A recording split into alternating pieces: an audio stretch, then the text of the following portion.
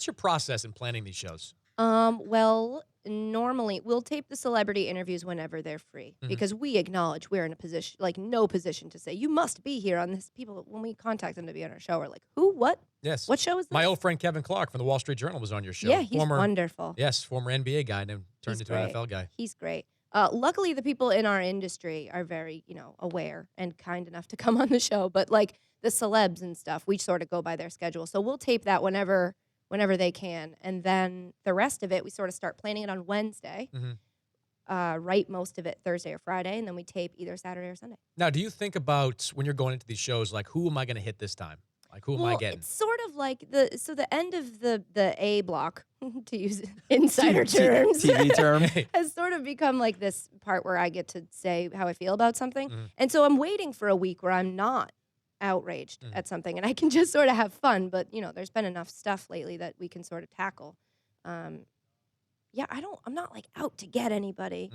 But if something happens that I have an opinion on, I have a platform, so I just give my opinion. And the Masters clearly was on that hit. Not only the Masters, but Clay Travis and that column that was written on his website. Yeah, so to address both of those, right. The Masters, my problem with them is that they just are always talking about their tradition and their past, and it's like, you can't do that without acknowledging that huge blemish on your past. If they never talked about their past at all, I'd be like, okay, I get it. It was history, it happened.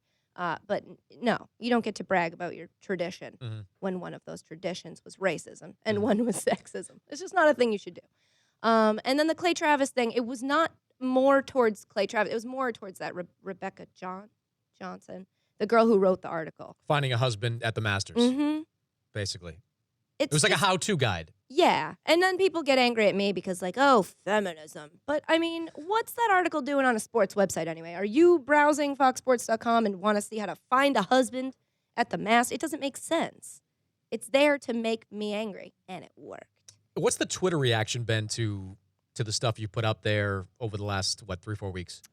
It is mixed. Mixed, but I expect it to be. I mean, I'm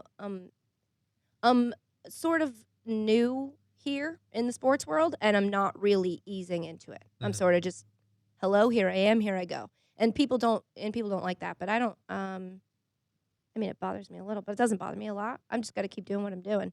You just have to know. I got to stop reading my Twitter replies. That's what I was going to ask you, because I had this conversation with Beetle too, because Beetle she can't help herself. When somebody goes at her. I like it. I love that. Yeah. Is it hard for you to read something that's offensive and not just react to it and call them out on it? The harder things to not react to are the ones that just aren't true. When people tweet something about you that is an opinion they've formed, but they state it as fact, and you're just like, that's not true.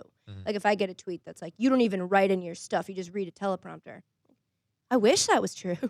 My life would be so much easier. Just show up to work on the day we tape, but that's not true at all. And then I get very defensive. But then that makes you look petty, and then people are like, stop feeding the trolls.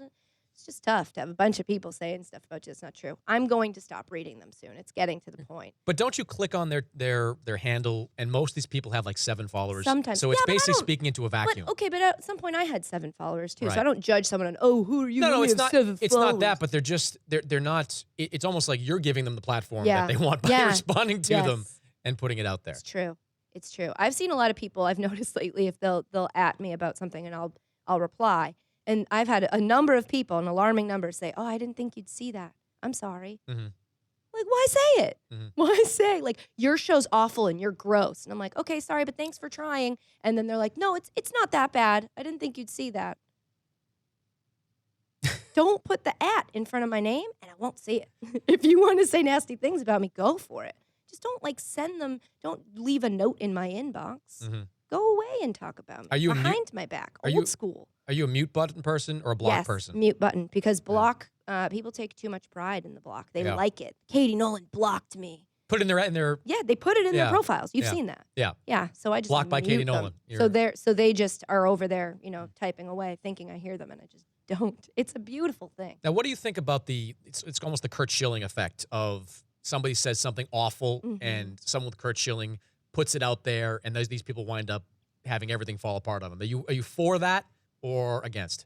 It's a tough question. That's what we do here on the not Chris Mannix show. The hard-hitting questions. I respect what Kurt Schilling did.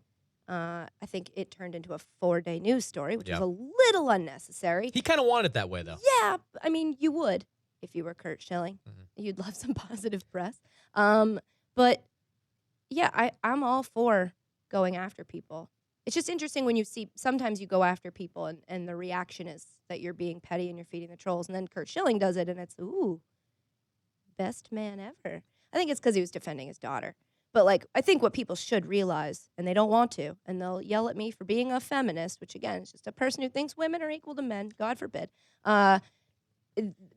The things that Kurt Schilling's daughter got on Twitter, we all get every day. So like, I wish my dad had a Twitter and could tweet at everybody, but no one would listen to him because he'd have 7 followers. Who's your white whale as a guest? Who's the guest that Rob Ryan. really? Mm-hmm. Now tell the story, but There's no story. We're in love. well, that's kind of the story. I'm in love at Right. least. I don't know for sure that it's a 2-way street. Right. Yeah. Have you had any interactions with No. Rob Ryan? No. Have you tried to have any actions? Yeah, I actually just recently submitted a video to the Saints to ask him to please let Rob come on the show. I'm not above begging, especially not for Rob Ryan. He's so handsome. I mean, I think that you can't. That's not arguable. Little argument. Yeah, it is. I don't It think is. I don't think it is. I don't think it is. The man is a free spirit. I fell in love with him when I read a story about how he went to a bar in New Orleans and just bought everybody at the bar around. What? That's so cool. That's very cool, but I think you're talking about two different things. The affable, free spirit, love that about him, but the, devilishly handsome, as you kind of... I think he's incredible. I think a person's personality makes them handsome. So do I. If you look at the people I've dated, current boyfriend aside, if you look at the people I've dated, you'll know I'm a personality girl. And Rex Ryan doesn't do it for you? No, he's awful. But It's him with hair. Awful. Yeah, and also he got like skinny and it just looks the wrong size. Okay, he was but not made to be thin. But Just if embrace when it. he was at his peak bigness, No. did he do it for you? No, his personality, I don't like it. I just don't like. He's too. Look at me. I'm Rex Ryan. Ooh, look what I did there. It was a Freudian slip. See? I'm just always thinking about Rob. She's Katie Nolan. Garbage Time on Fox Sports 1 is Sunday nights, 9:30 p.m. You can stick around for one more segment? Yeah, why not? All right. We'll come right back. Katie Nolan,